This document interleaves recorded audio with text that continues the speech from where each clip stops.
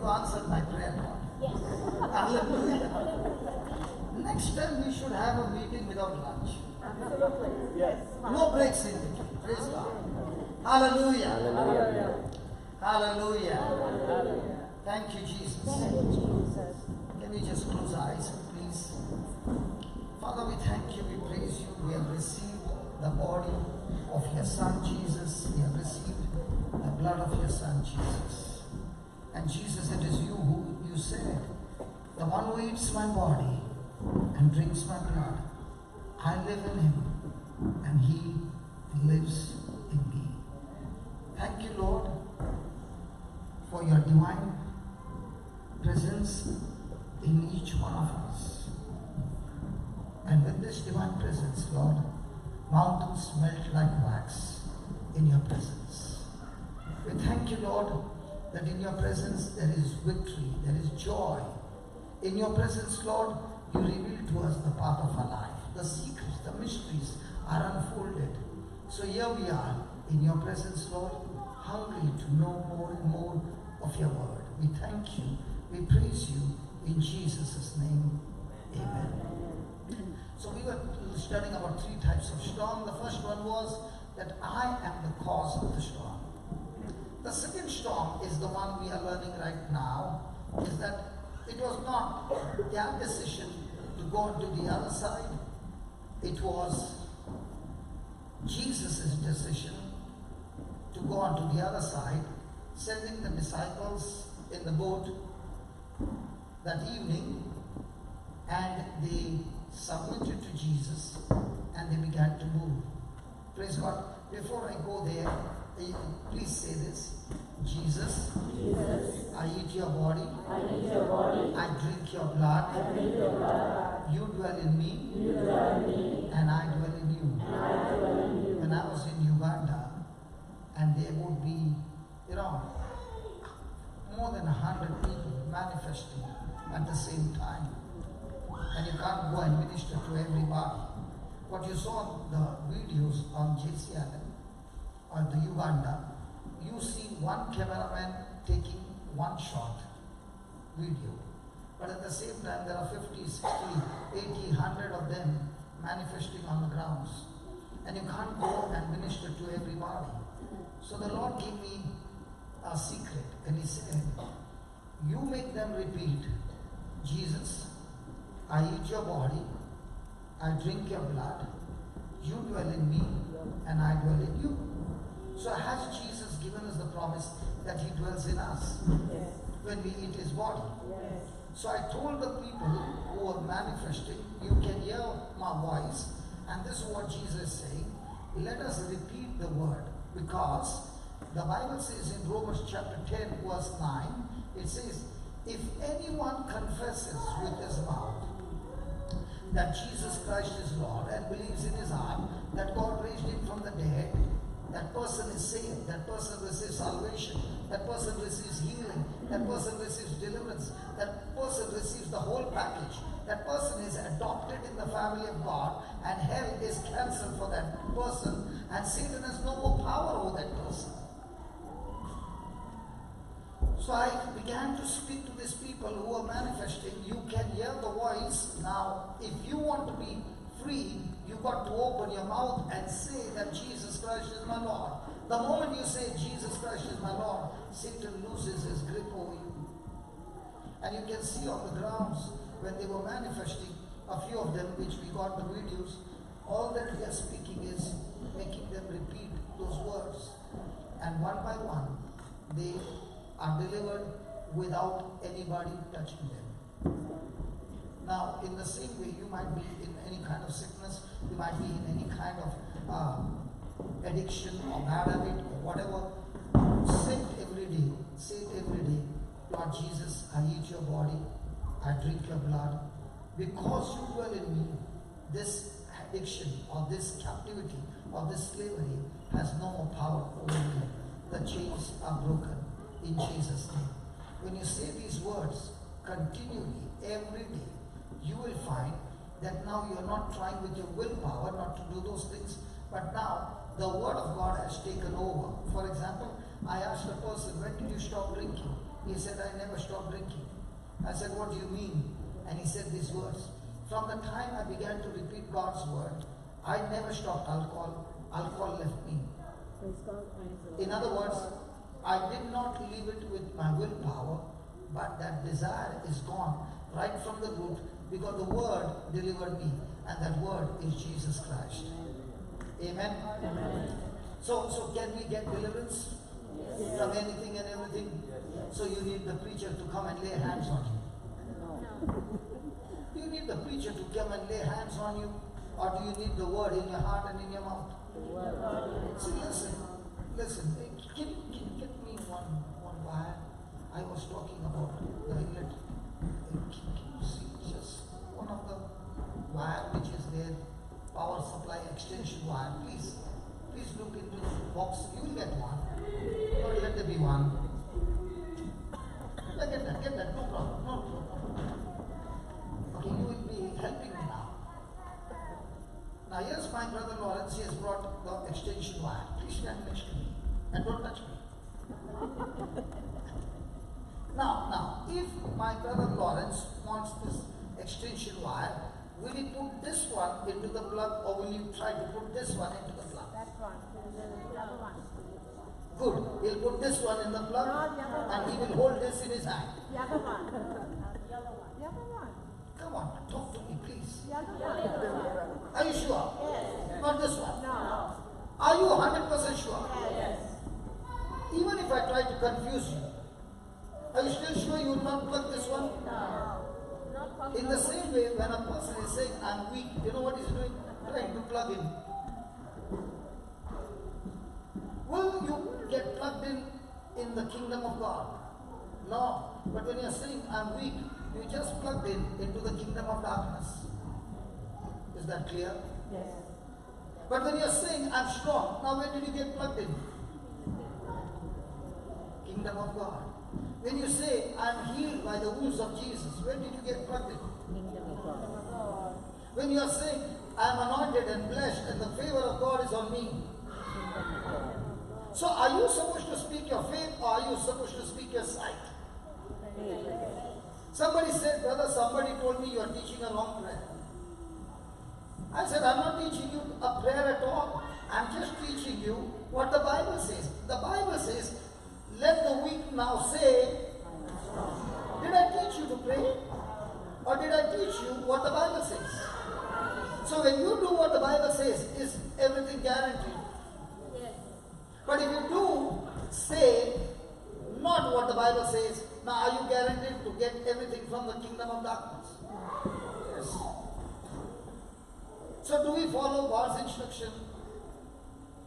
Yes. Yes. So who is supposed to plug in? We. Or we got to keep on talking to God? God, please plug in. No.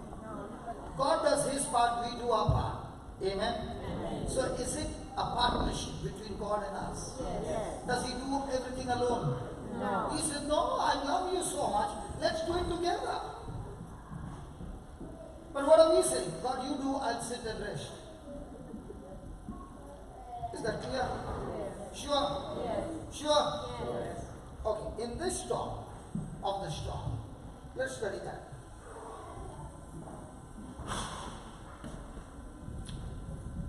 In this storm of our life, there are many a times trials that come, keep coming and keep coming and keep coming, and you begin to wonder, when will this storm stop? Now what's the season in Melbourne? Rainy season, very good. It's summer.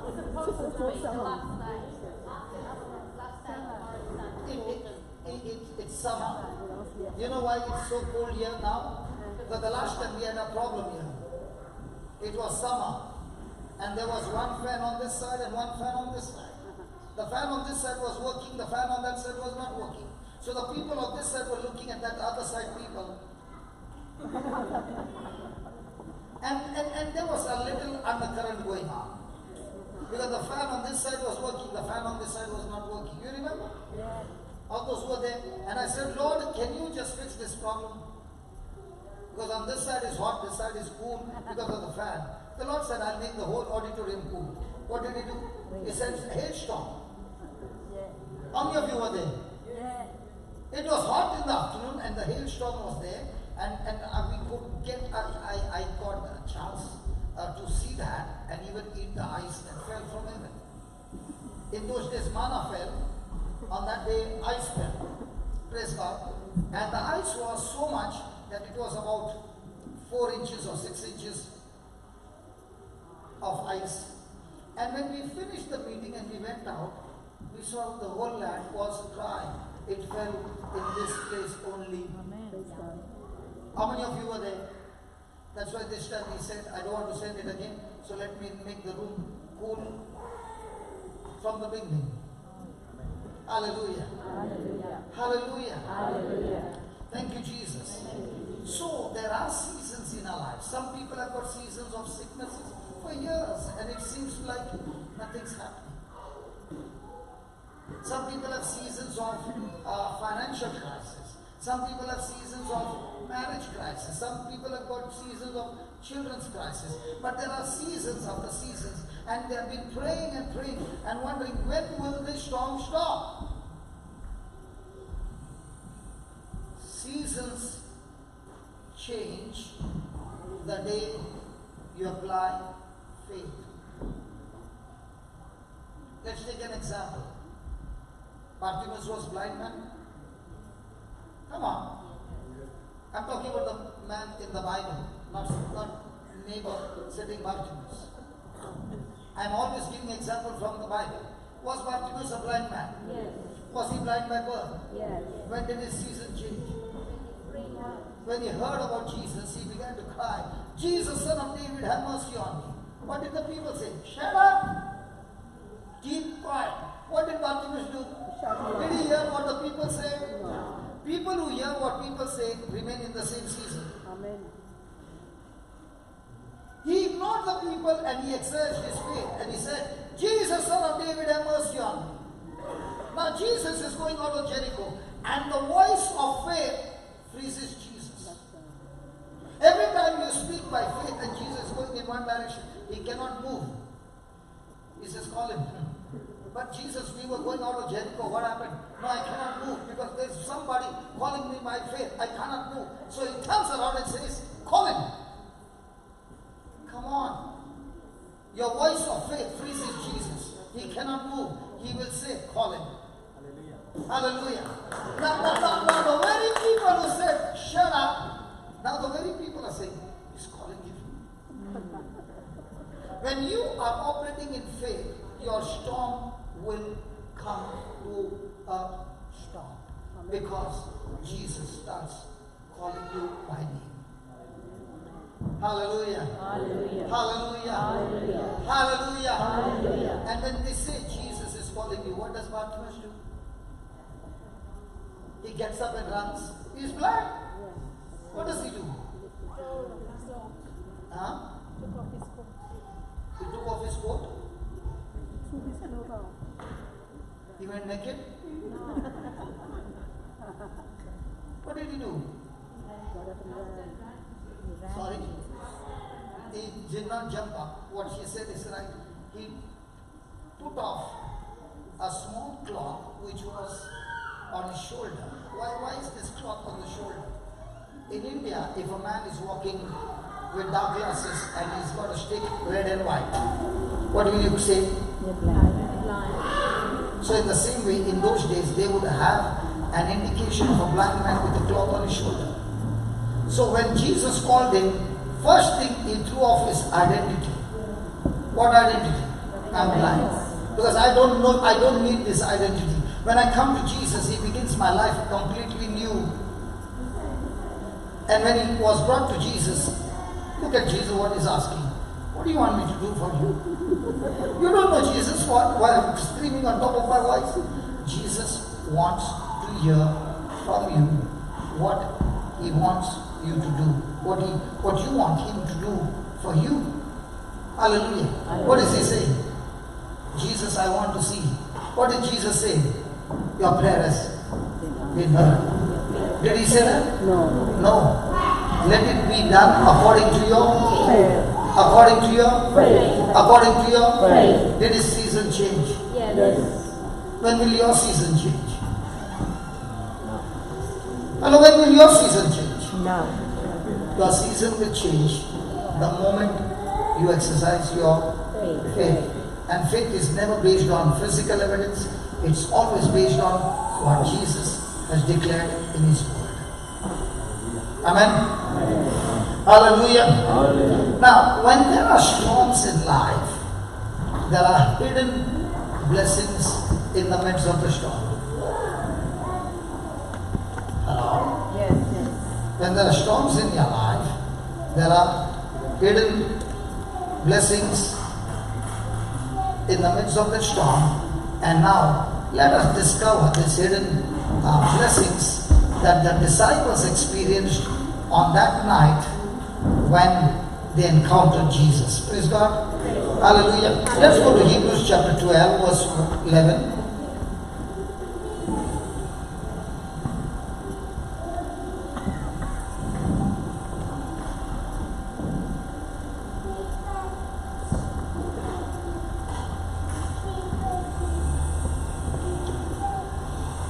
Please read that. Now, no chastening for the present seem to be. What's the meaning of the word chastening? Disciplining. When I was small, I was a very good boy. How many of you believe that? Nobody is saying yes, but they are all laughing at it. Praise God. Now, did I go through a lot of disciplining? Yes. Now, was disciplining good, brother Lawrence?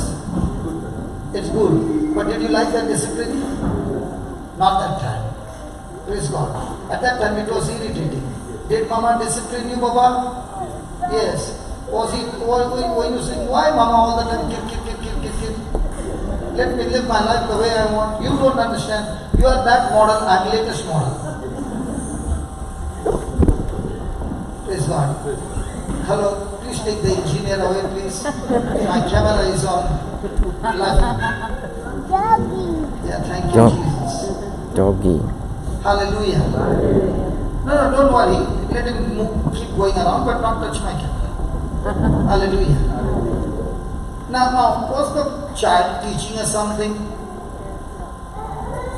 Does he know what he's doing? No. But is that attractive? Yes. So he wants to play? Yes. Can he damage the camera? Yes. In the same way, are we also attracted with the things of this world? Yes. Will it cause damage to us? Yes. Come on. Yes. Yes. So what is the Lord going to do? Chastise. And when He's chastening us, is it comfortable? No. So what is the Bible saying?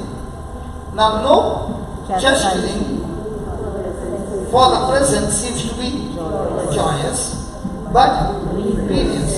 So when you are going through the storm, is God using the storm to do what? Chastise. Now, did the prodigal son go through some chastising? Yes. When everything was good? No. Or when everything went crazy? When did the prodigal son learn his lesson? In the midst of storm?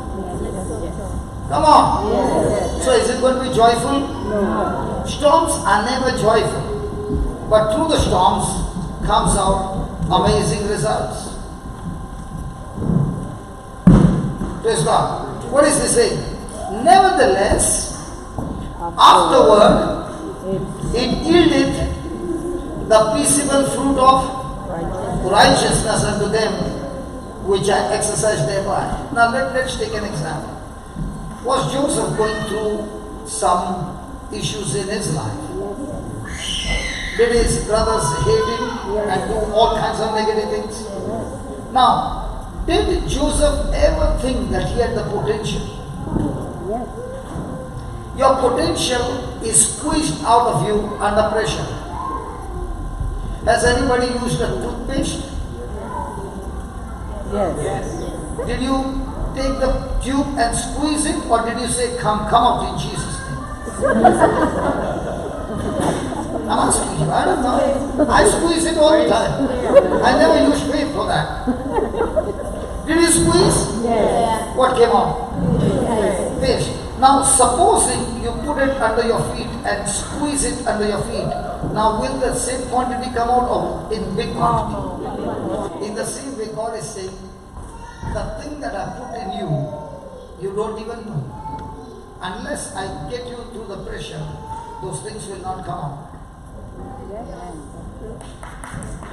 Okay, let me put it this way. Sheila is working in office and the boss is very lenient. And she reaches the office at 9 o'clock, whereas the time is 8:30. One day the boss says, listen, Sheila, don't you think you're coming late?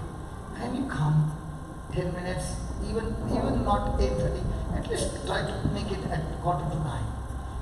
What will Sheila do the next day? She'll come at 9:15.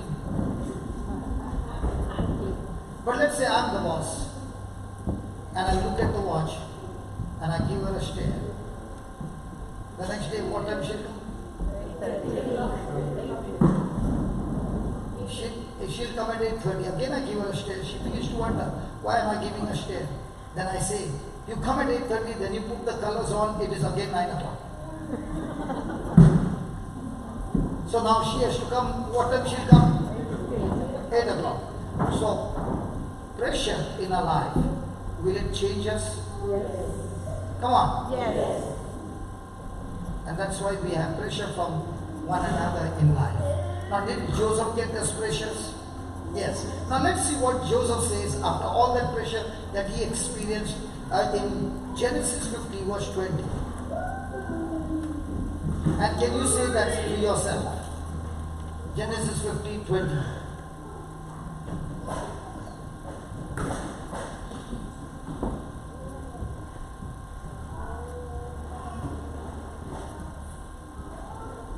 Is it correct? No, my iPad. For the mic. Just correct.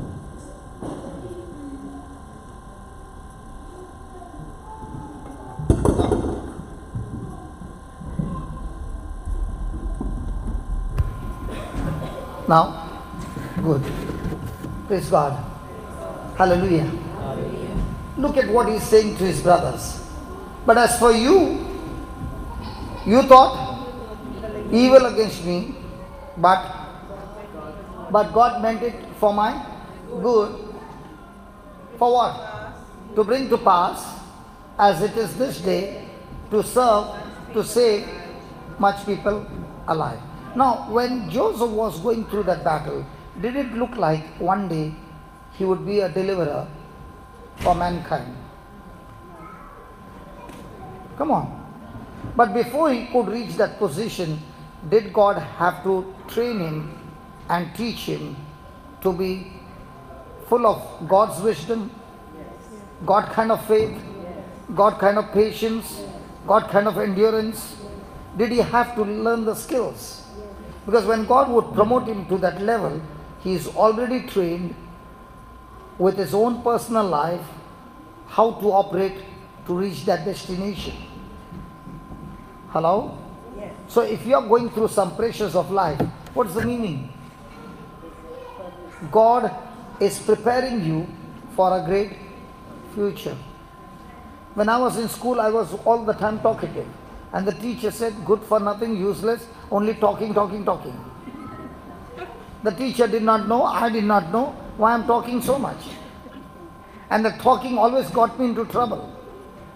Now when I discovered what was God's call, after 33 years, I realized that talking has become such a blessing to me and such a chaos to the kingdom of darkness. What am I doing every day? If somebody says, what do you do every day? I talk.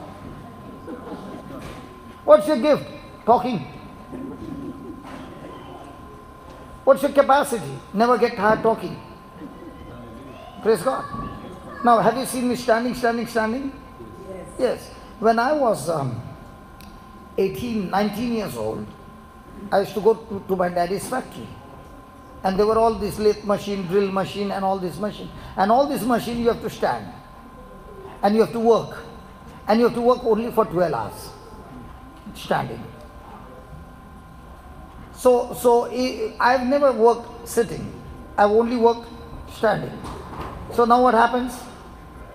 I did not know God was training me to stand for 12 hours because He would keep me on a job where I can stand for 17 hours, 18 hours and not get tired because the legs have been trained for so many years. Are you following? Now, when the machine is on and the cut is on, does it make a big noise? Yes. So I have to talk to Lawrence. Can I talk to Lawrence? Will he be able to hear? No. So the volume has increased. So when we come at home and we talk, the neighbor thinks we are fighting. Because our volume is high. Because the whole day, how are you talking? Loudly. So now when the mic is low, does it make any problem? No. Trained with strong lungs. Are you understanding? Yes. Then I was working on a furnace. The furnace was 925 degrees. Praise God.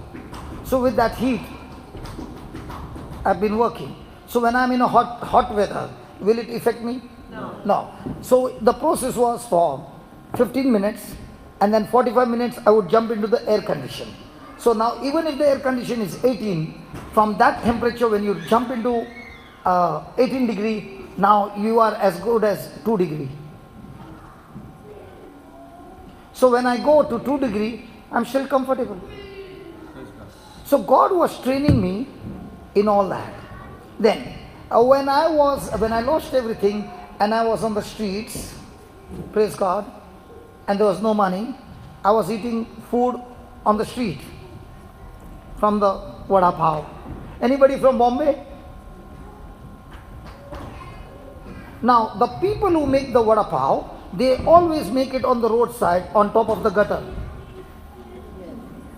So from underneath this gutter and top, Roshi, what happened to you? That's why our immune systems are strong. Hallelujah. So eating on the street, the chakki has become so strong. You know chakki? What do you say for chakki? The grinder has become so strong. Whatever you put, grinds and comes out without any problem. God had to teach you, train you all these years. So listen, your negative situation that you're going through is a preparation for a great future. Amen.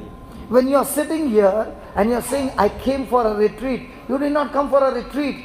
God has called you on a special purpose over here to prepare you, because after the retreat will come the fighting. And when the fighting begins, heaven is watching you, hell is watching you, whether you are going to practice what you were being prepared here, or you will operate in the same system you were operating before you came here. So what is success? Success is preparation plus opportunity, pass the test equals success. Preparation plus opportunity, don't pass the test equals disaster. So what is Joseph saying? God prepared me all these years for that one opportunity to stand before the king and give him not only the interpretation of the dream, but much more the solution to that dream, which turned into a big harvest. So if you're going through certain storms of life, it is a proof that you are a leader. You are a? Yeah. Because only the leader who goes through the storm and comes out on the other side can now say, I can lead you, because I know the way. If you did not understand, let's take another example. Moses, was he born in the palace? No, he was born to the Hebrew. The rule was the male child should be killed. What did the mother do? She protected him. She tried to save him. Now when Moses would start crying and the news would come that there's a male child, the whole family would be killed. So she comes with a brilliant idea and she puts the baby in the basket and releases the baby. Moses' sister is following, and Pharaoh's daughter gets the basket. She picks up the child, takes the child home and calls him Moses. Now Moses is living in the palace. He's enjoying his life. In some of the movies we see, Moses is in the swimming pool, two girls putting grapes, one is feeding him wine. Haven't you seen that? Yes. Come on. So Moses was enjoying his life for... Huh? What wood? No. Moses was in the palace and he was like a prince. Come on. He was there for 40 years. Amazing preparation of how to get the skills of a warrior. How to be a powerful soldier. He was filled with wisdom. He was filled with intelligence. All about Egypt. He was trained under the Egyptians with extreme knowledge. And then one fine day, through his hands, he commits a murder. Now, is there a problem? Yes. Now, does he hide the problem by burying that Egyptian? Yes. He looks around, nobody saw, praise God, hallelujah. But the next day, two Hebrews are fighting. Now, what happens? He goes to stop them, and one of the Hebrews says, "Hey, you killed the Egyptian yesterday. Are you going to kill me?" When Moses hears these words, he is filled with fear, and he begins to run.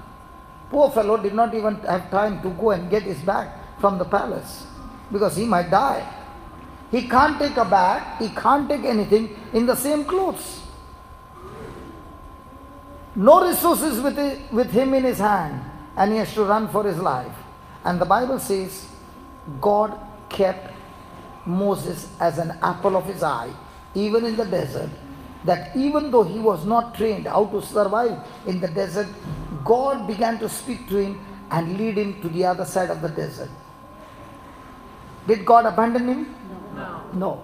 40 years he was under Jethro. What was he doing under Jethro? Looking after his sheep. Isn't the sheep so good when you see Jesus carrying one? Isn't it good? But the sheep is always stinking shit. What was now Moses doing? Looking after? Stinking. How many years? 40 years. What he must be thinking? Is this my life? Come on. That one mistake I did and I messed up. But was God preparing him? Was he a champion in the palace? Now God is preparing him to be a champ in the desert. Touch your neighbor and tell your neighbor, I'm in the desert, but God is preparing me to be a champ in the desert. It's preparation time. Hello, it's preparation time. Hallelujah. Hallelujah. See, listen, when you are in school, they prepare you in a classroom. When you go to the uni, they prepare you in the classroom. But in God's kingdom, He doesn't prepare you in the classroom. He prepares you in your everyday life. That's the Lord. Hallelujah. And now the champ is ready. So God speaks to Moses and He says, now that you are a champ in the palace, champ in the desert, now go back to Pharaoh and tell him to let my people go.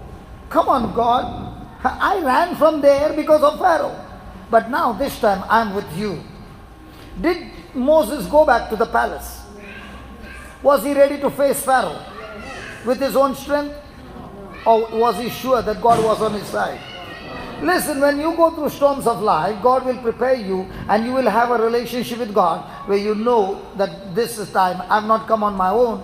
God has sent me. And when He sends you with all equipments to face the trials and come out victorious. Hallelujah.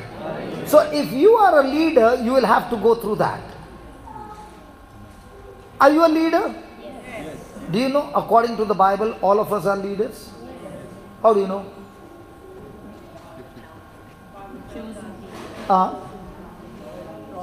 When I come next time, I'll let you know. Do you want to know this time? Yes. Hello, this time? Yes. Are you sure? Yes. Okay, give me Genesis 1:26. If the day you understand this, you will be every day excited. Read it, please. And God said, let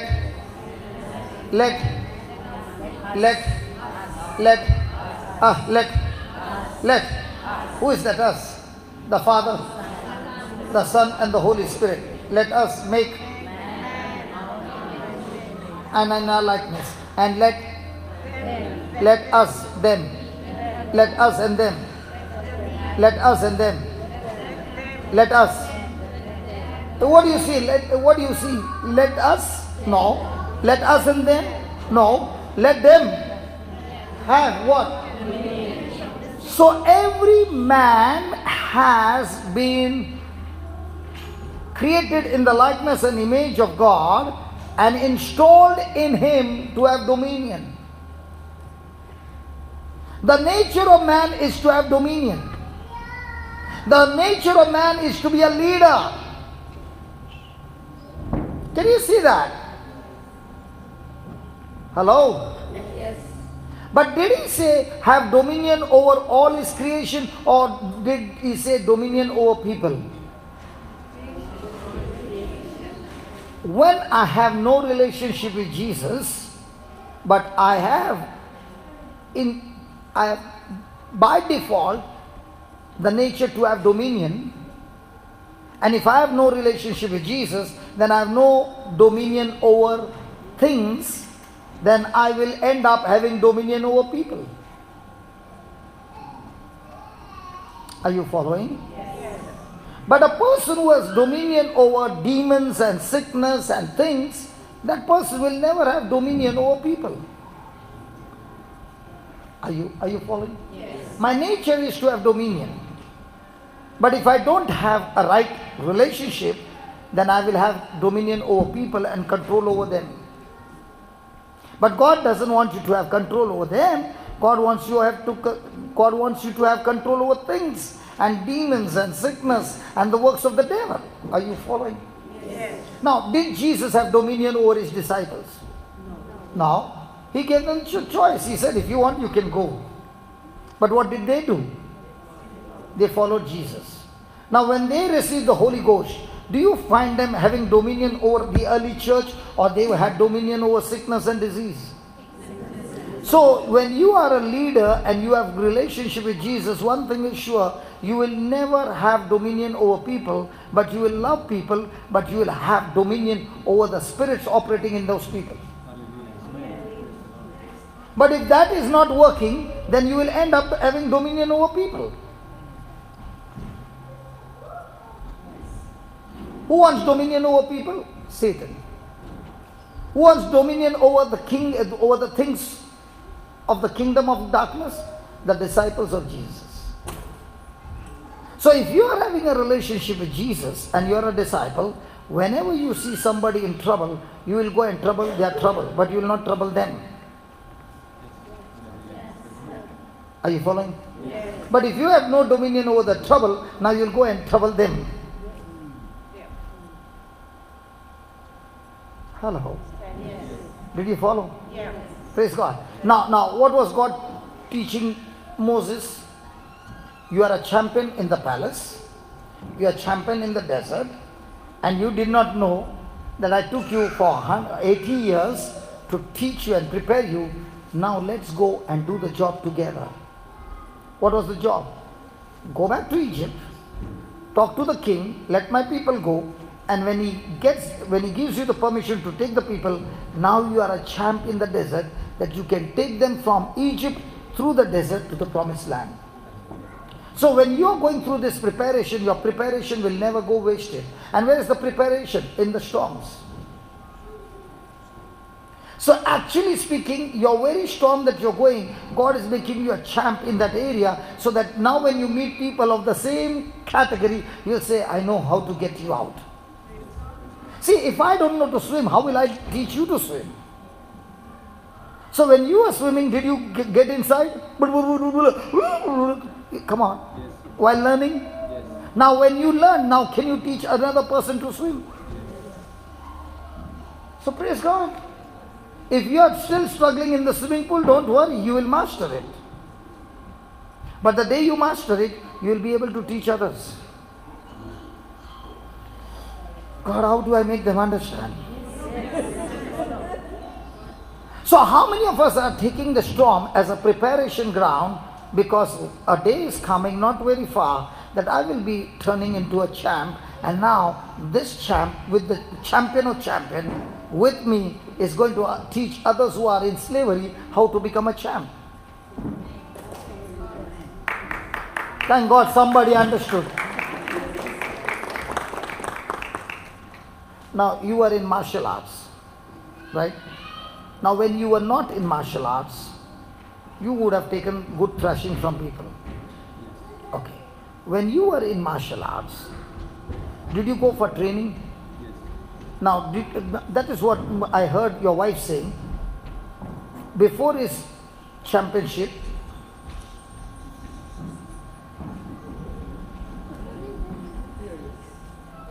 praise God.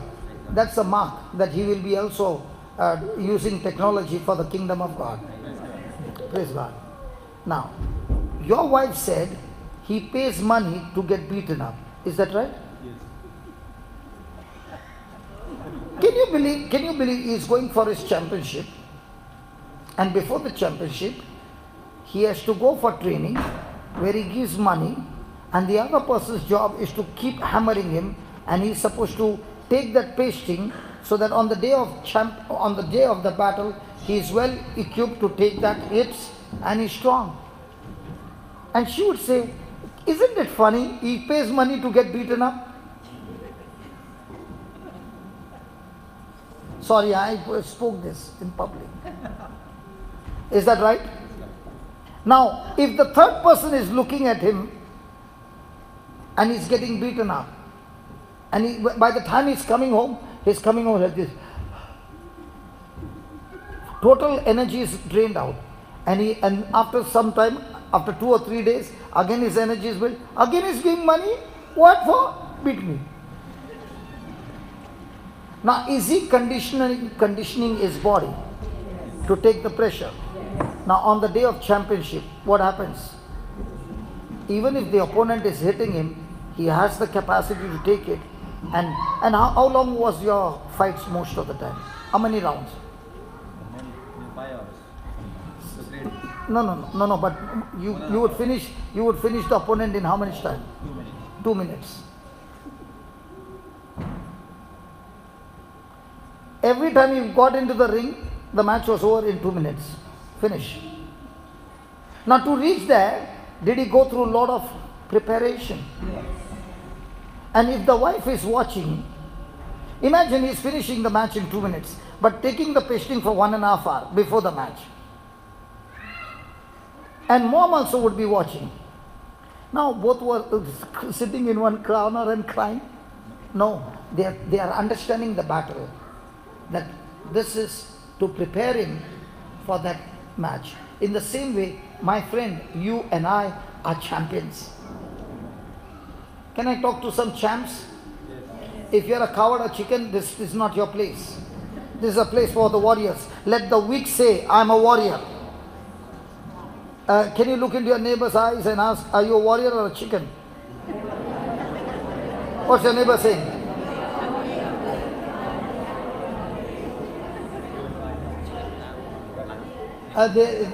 Somebody is saying, I'm not a chicken because they have already cut a chicken for lunch.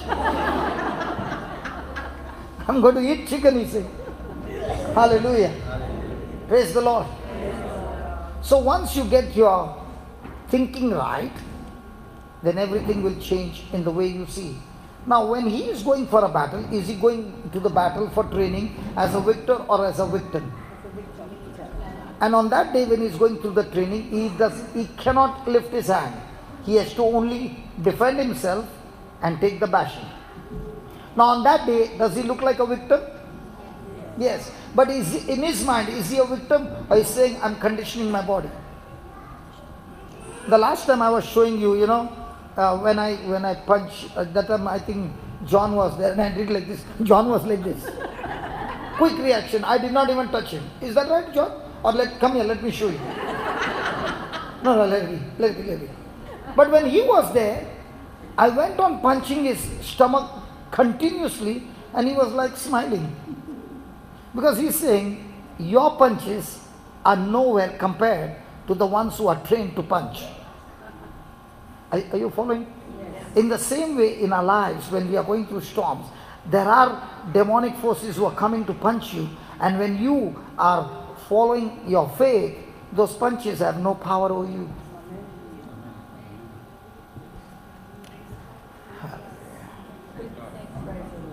Praise God. Hallelujah. So if I'm standing here, taking a mic and preaching, does that mean I've just come here by praying, oh Jesus, give me a pulpit, give me a big... No. There's a preparation ground, and in that preparation ground, with all those hits and responding with love and faith, you then reach that platform. Don't ever think to come and sit and stand on somebody else's platform and say, I will preach. No. You have to cut your own wood. Did Abraham cut his own wood? Yes. You must cut your own wood. And when you start cutting your own wood in small things, there will be persecution, there will be opposition, there will be false accusation and all those things. And at that time, you pass the test of love. God is preparing you for something big.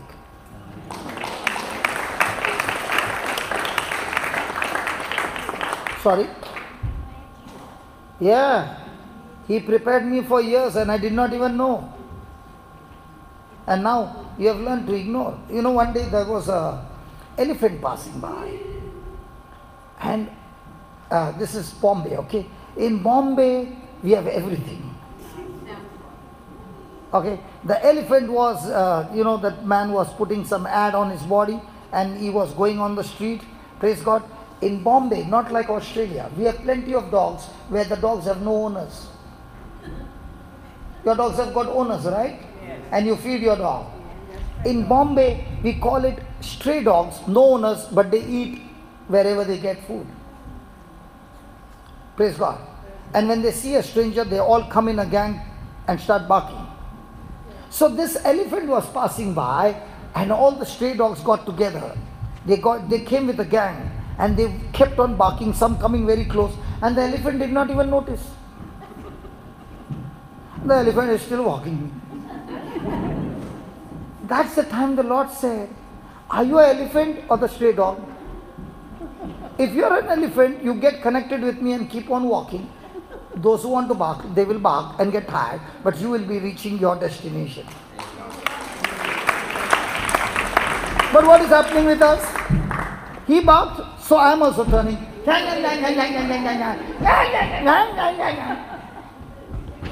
Do you have the Holy Ghost power? Come on. You might look like a small fellow, but when the Holy Ghost power is in you, are you the small fellow? Okay, let me give you another example. How many of you believe my shirt has got life? My shirt is alive or dead?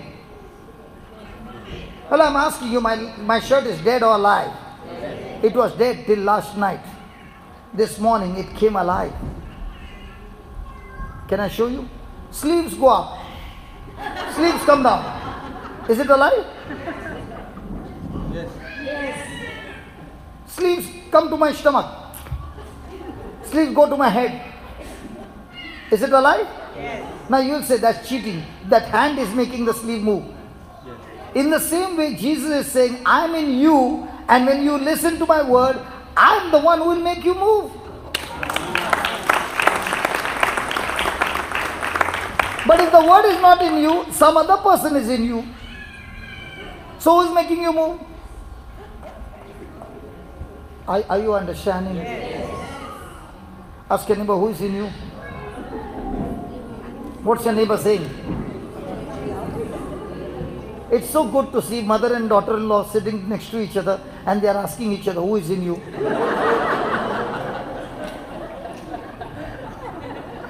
Hallelujah.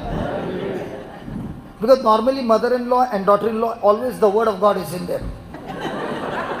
Praise God. Yeah, praise God. Thank you, Jesus. Okay, let's go to the verse number 25. Matthew 14:25.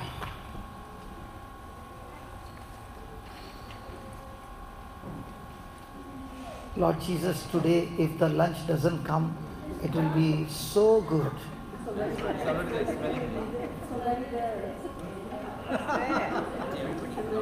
Hallelujah. Okay. We'll finish this one. Please read this.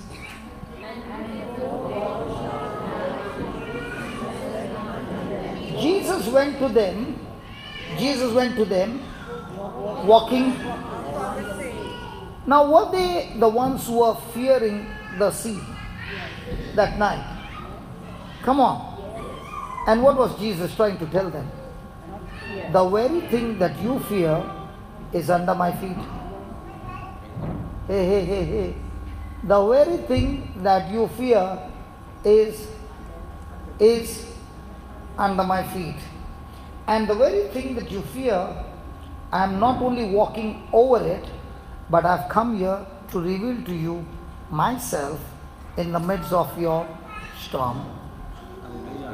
If there were no storm, I would have been sitting on the mountain continuing my prayer. But because there is a storm and you fear that water, I am walking on that same water and I am walking towards you to reveal to you I am who I am.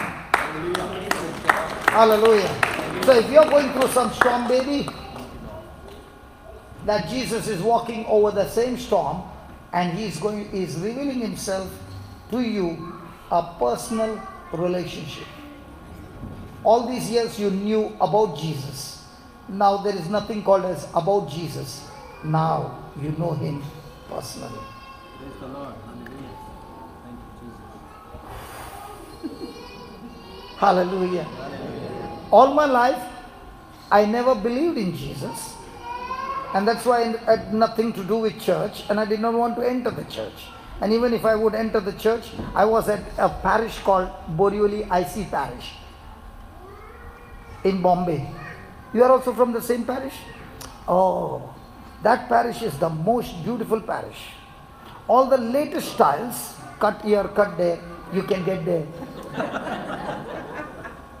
And those who have got the cuts, they don't realize the cut at home. When they sit outside the church, you know, they're near the grave. Near the grave, they have got tiles for people to sit. So during the mass, they sit there and then they realize the cut has opened. Then they start pushing it down. You did not understand. Thank God you don't understand. And I would go, and when my wife would force me to come to church, I would be sitting there. For what? Cut.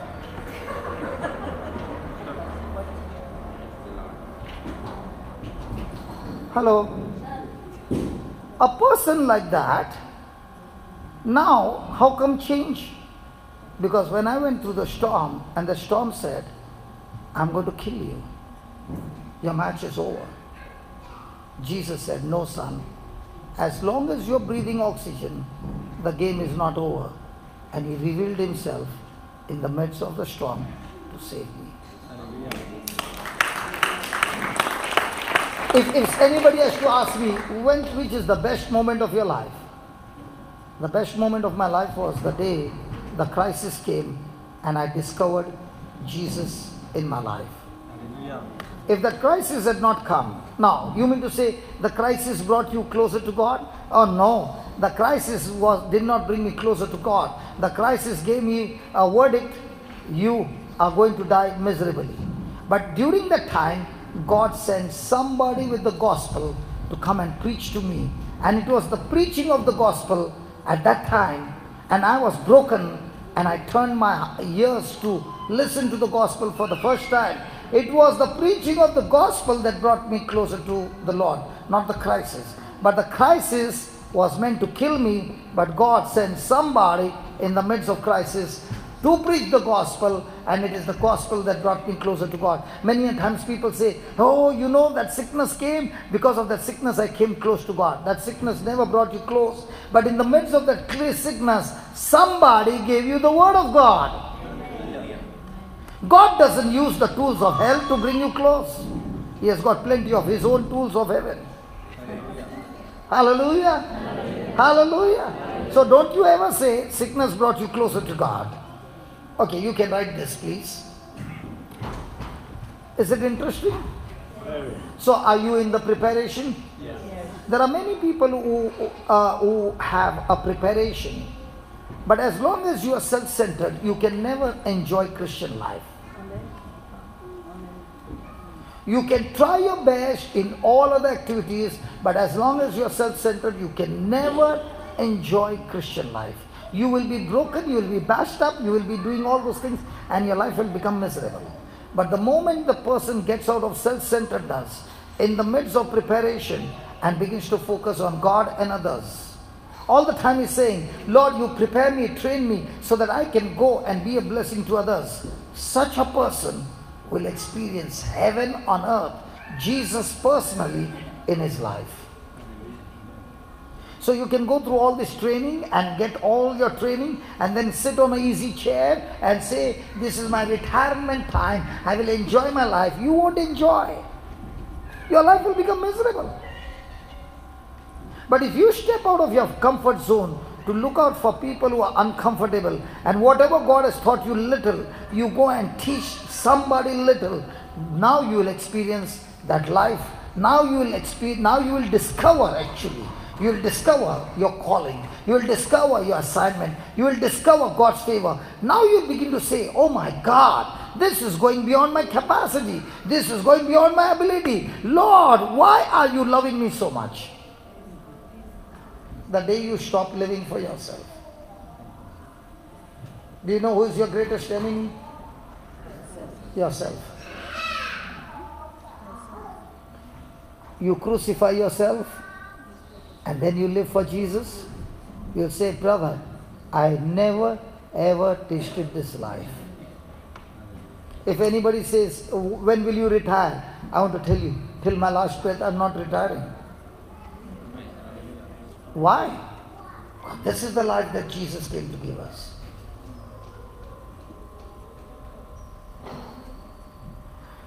Hallelujah. What is that girl's name who shared her testimony in Brisbane, I think? What was her name? Christine. Yes, hold on, John. I know you are worried about everybody. Nobody is going to die. Hallelujah. But what they hear is going to give them life. Which one you want? The word of God or the food?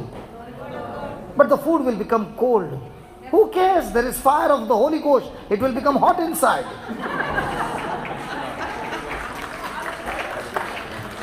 I thank God Jesus never had Peter saying, Jesus, your time is up.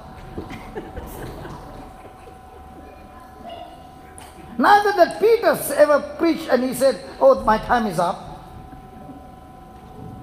Praise God. What was I saying? Christine was in trouble, an extreme trouble. And one person kept calling Christine. Christine got out of trouble. Then she said, my sister is in trouble. But the sister is in UK. This person is in Australia. Time, location, opposite. This person kept calling Christine's sister, then the brother. And one by one, every member of the household got changed because that one person kept calling and kept calling and kept calling and kept calling. And giving them what? The word of God. But nobody knows this person. This person works silently on the phone. Sitting there. Got the whole family in different parts of the world. Only through phone call. Hallelujah. Did she go through trouble? Oh yeah. In the trouble, did she learn how to come out? Oh yeah. Now is she confident? Yes. Have you been in trouble before? Yes. Did God get you out of that trouble? Yes. What are you doing now? What are you doing now? Lord, get me out of the other trouble.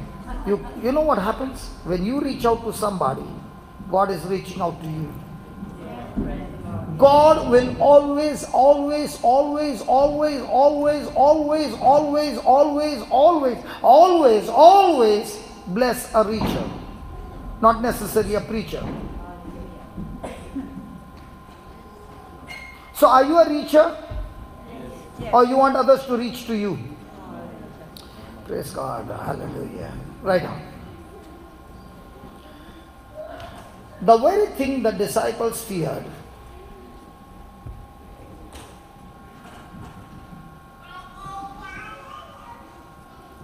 the very thing the disciples feared, that is the sea, was the very thing the Lord used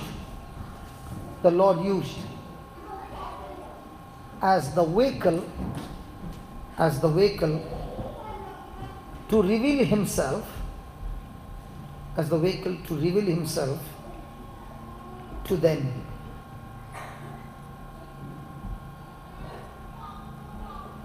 He is the same yesterday, today, and forever.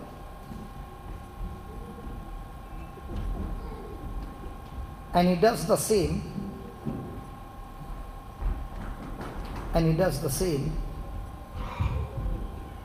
In your life and mine.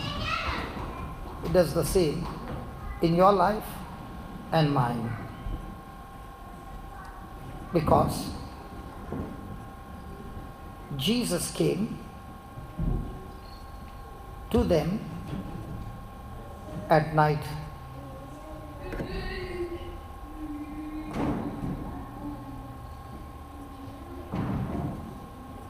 The Bible says he came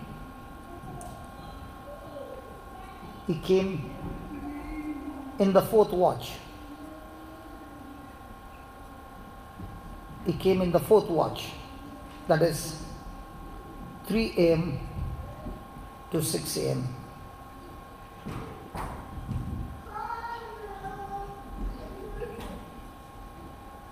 Jesus came walking on the water.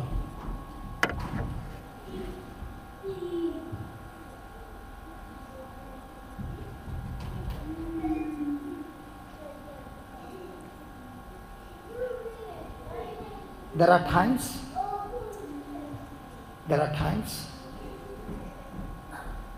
when we are walking in darkness.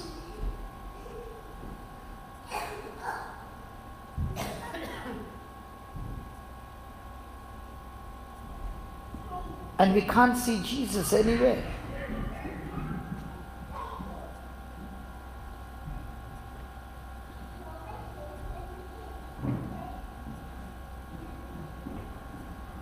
Jesus has promised us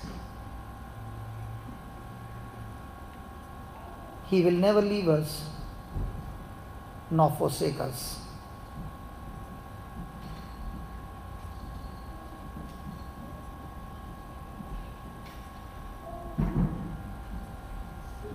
He is always with us. Hebrews 13:5. He is always with us.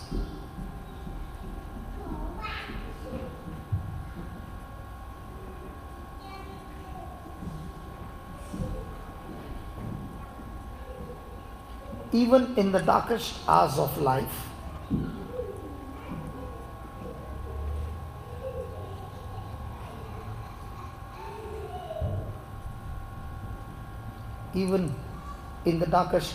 life, God is still God.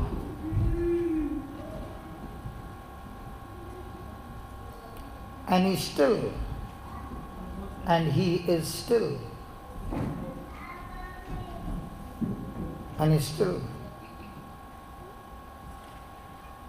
in control of my life,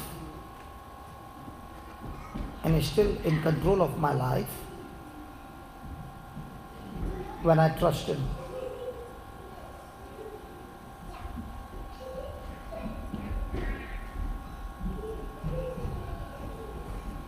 Can you read this scripture, please.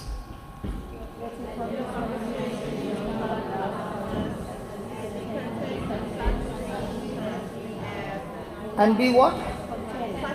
And be what? And be what? Where's the problem? Are we content? Paul said, I've learned to be content. Do we need to learn? Yes. Or is it going to happen just one fine day? No. To be content with such things as you have, then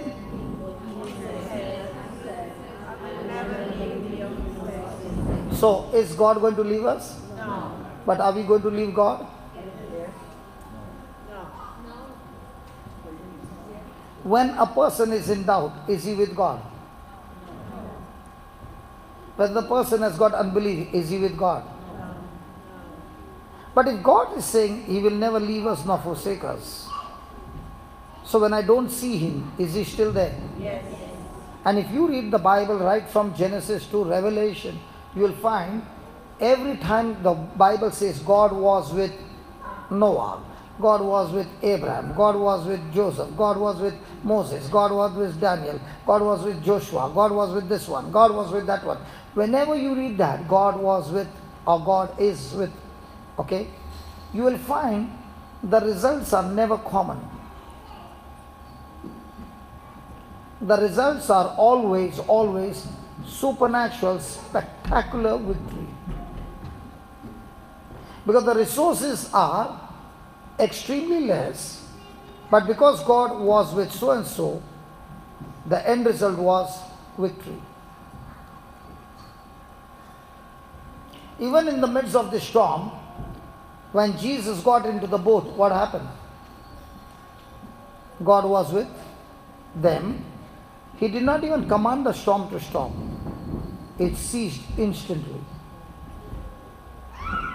Is God love? Yes. Is love with you? Yes. Then the storm will stop. When love is with you and you are bitter, are you with love? Storm will not stop. Is love with you? Yes. Somebody did extremely bitter things to you. Did you forgive? Yes. The storm will stop.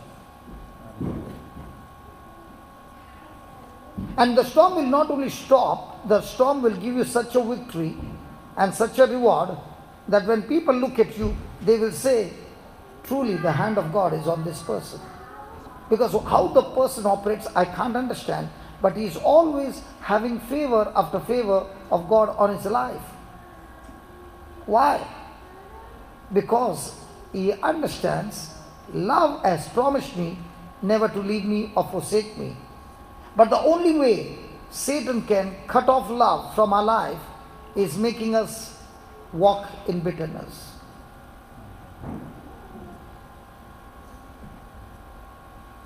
So if a person is all the time saying, Jesus, you are with me and I am with you, do you know what that means?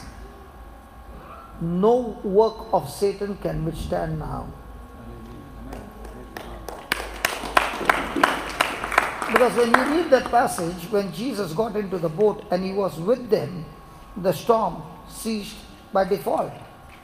So what is my battle, to stop the storm, or my battle is to be with him? And what is the devil making us look at?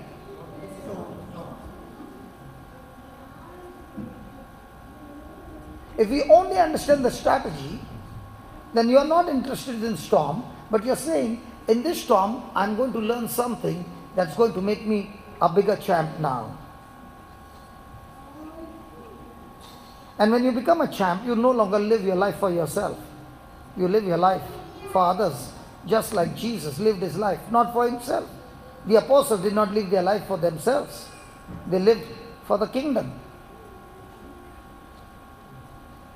Now there are two kingdoms. You can build your kingdom or the kingdom of God. Hallelujah. Hallelujah. One of the best method for the devil to keep somebody in a circle is give them a problem and get them into a worry zone.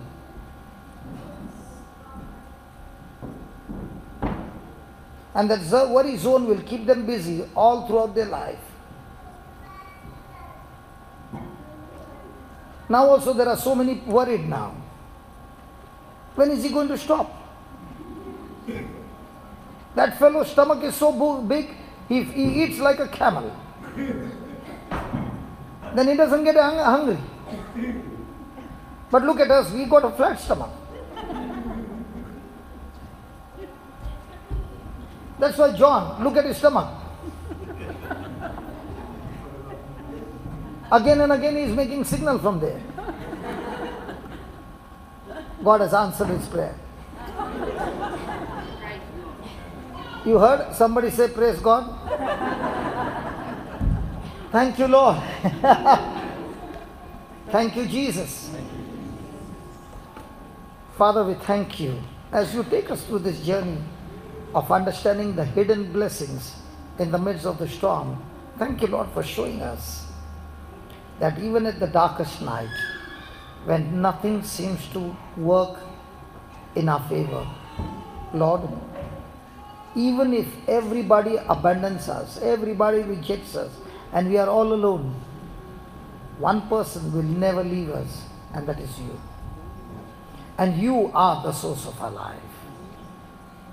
Yes, Lord, your light is enough to expel every darkness from our life. Thank you, Lord Jesus, for giving us this assurance that even in the fourth hour, you walked on the same water to reveal to the disciples the very thing that is threatening you. I am the king over those oceans. I thank you, I praise you, Lord, for teaching us the truth that in the midst of the storm, as I focus myself on you, your word, I will have more intimacy with you, not by emotions, but understand the scriptures more deeper like never before. I will learn the practical application of your word like never before. Thank you, Father, for this. In the glorious name of Jesus. Amen. Before we stop, can you sing that without the music? When the oceans rise and thunders roar, then? No, what are the words? When the oceans rise and thunders roar, I will soar with you above. No, I don't want you to sing. Please sit down here. I can sing the whole hymn and not understand anything. When the oceans rise and thunders roar, I will soar with you means what? This storm is there, but Lord, I am fixed on you. I am fixed on your word. The wind is blowing against me, but I will take that very wind to take me higher, so higher that I can never reach that height. Do you know when does the eagle fly to the highest peak? In the midst of the storm. It is the very current that takes him to the highest position. And when he is flying in the current at that position, that same storm is taking him so high, all that the eagle can see is from the top. All that the eagle can see from the top is the storm behind, but the storm cannot touch the eagle because it has gone above the storm. In the same way, your faith in Jesus takes you above the storm. And when you are above the storm and you know that this is going to take you above the storm, you are still. You are at rest. And now, I know my God is above the storm. When I am restless, I will be caught in the storm. When I am at rest, in my mind on what he says, I am flying above the storm. The challenge is not the storm. The challenge is, are you going to use the same current to take you high, or are you going to use the same current to torture you to death?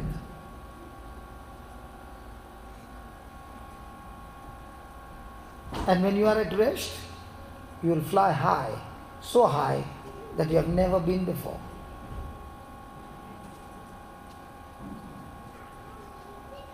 You mean to say, brother, you don't have battles? Oh, I fight bigger battles. But in the midst of the bigger battles, I've learned to be at rest. What rest? Mind rest. On what? That the Lord is with me. His word is with me. And that is what helps you to rise higher. Before we stop, how many battles would have been avoided if we had not to open our mouth? Come on. And when we opened our mouth, if we had to open our mouth with our faith, would we rise higher? Yes. You know, in the midst of the storm, what is the devil going to make us say? I'm weak. But a person who is at rest is saying, I'm strong. Praise God. So where's Linus? Linus, come quickly. Now don't come slowly because the time is running out.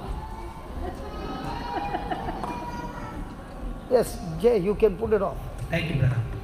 Praise the Lord.